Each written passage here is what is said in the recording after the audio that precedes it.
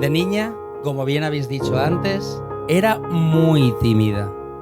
En las obras de teatro ni se movía.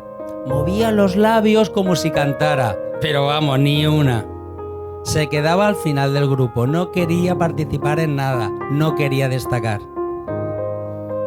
De adolescente, todo cambió. Rebelde. Rebelde, vamos, como bien habéis dicho, morenita, los días que no iba a clase.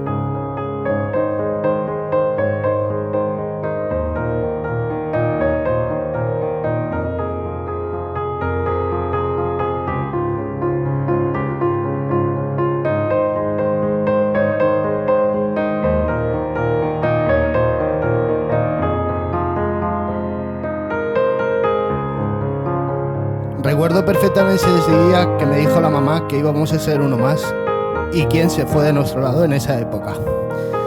No llegaste a conocerlo, pero yo sí. Y te aseguro que tienes su mirada.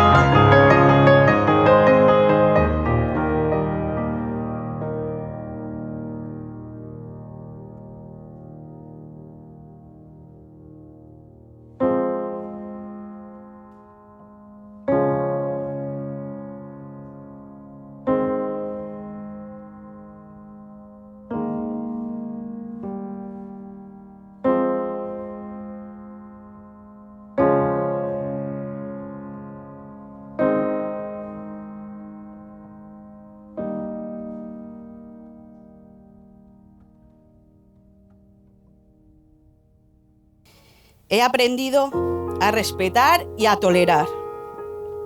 Vuestra actitud, queridas Vanessa y Maite, firme, valiente, justa, admirable, que hoy, ante todo nuestro entorno,